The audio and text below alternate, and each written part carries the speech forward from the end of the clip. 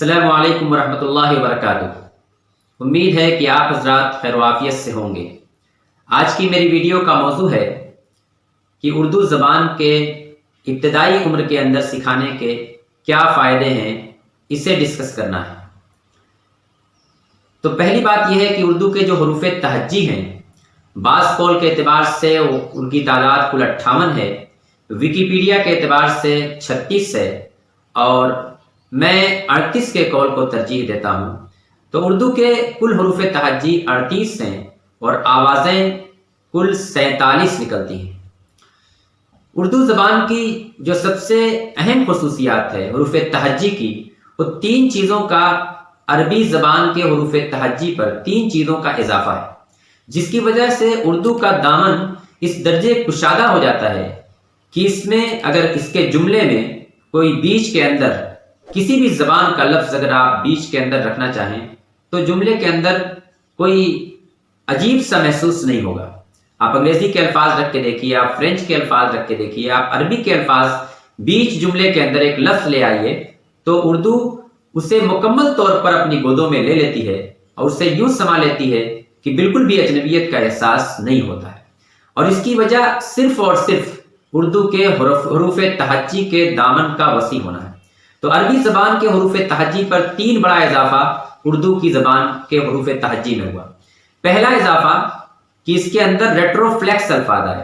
रेट्रोफ्लेक्स अल्फाज वो अल्फाज कहलाते हैं, वो हरूफ कहलाते हैं जो ज़बान को पीछे की तरफ मोड़ कर अदा किए जाते हैं, जैसे टे है, डाल है और रे है।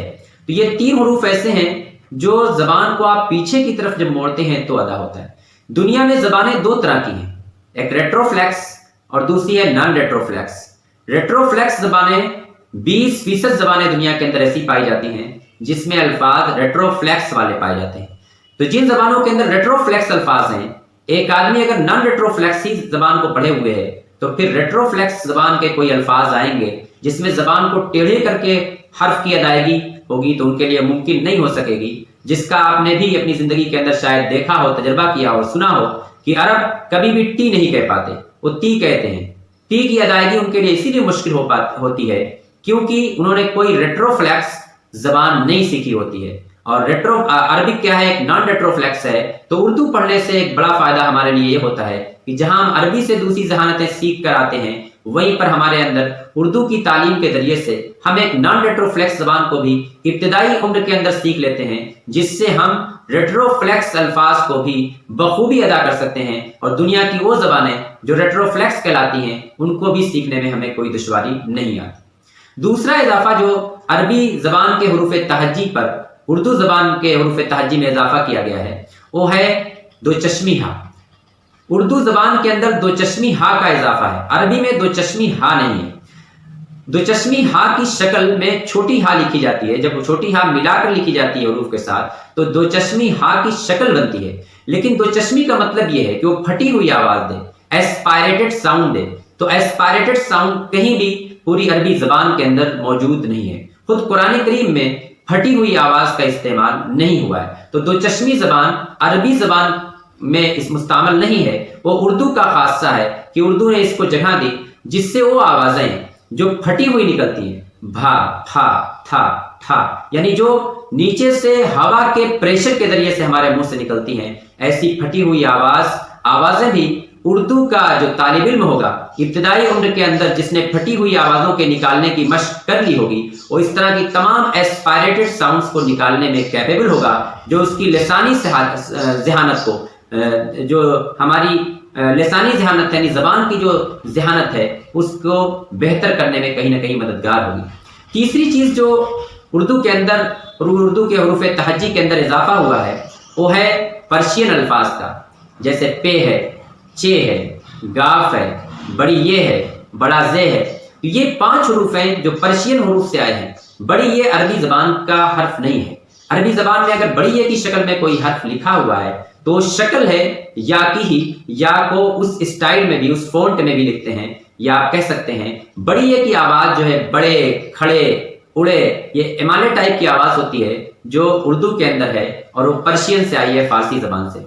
تو اس طرح سے 3 زبانوں کے ان حروف تہجی کو استعمال کرنے کے ذریعے 3 طرح کے حروف تہجی کے اضافے کے ذریعے سے ایسپائریٹڈ ساؤنڈ بڑھایا تو پھٹی ہوئی آواز نکالنا اردو کے طالب علم کے لیے بہت آسان ہو جاتا ہے. ایسی ریٹروفلیکس الفاظ بڑھانے سے ٹے اور ڈال اور لے کے بڑھانے سے اس کے لیے ریٹروفلیکس زبانیں سیکھنا آسان ہو جائے گی. اور پرشین زبان کے اضافے کے ذریعے سے پرشین کے لیے پورا دامن کھل گیا. تو اس طریقے سے حروف تہجی تو 38 ہیں لیکن آوازیں 47 اردو زبان میں نکل سکتی ہیں. اور اس اردو زبان کی آوازوں کے ذریعے سے بچہ کہیں نہ کہیں عربی زبان اور اردو زبان ان دونوں کو ابتدائی عمر کے اندر سیکھنے کے ذریعے سے بچے کی جو صلاحیت ہے، زبان کی صلاحیت ہے، زبان کی جو ذہانت ہے وہ بہت زیادہ مستحکم اور مضبوط ہو جاتی ہے. تو اردو زبان کے سکھانے کا ابتدائی عمر کے اندر جو خاص فائدہ ہے وہ یہ 3 فائدہ تو حروف تہجی کے ذریعے سے حاصل ہوتا ہے کہ بچہ ریٹروفلیکس ہو یا نان ریٹروفلیکس ہے دونوں زبانیں سیکھنے میں کیپیبل ہوتا ہے برابر کا. ایسی ایسپائریٹڈ ساؤنڈ سے نکالنی ہوگی تو بآسانی نکال سکے گا. پرشین لب و لہجے کی جو آوازیں نکالنے ہوں گی انہیں بھی آسانی سے نکال سکے گا. اور دنیا کی کسی بھی زبان کا کوئی لفظ اگر آپ اردو کے جملے کے اندر بیچ میں رکھنا چاہیں تو اس زبان کے لیے، اس کے جملے کے لیے کوئی اجنبیت محسوس نہیں ہوگی. بہت آسانی سے اپنی دامن میں اسے جگہ دے لیتی ہے. یہ اردو کی خاص بات ہے.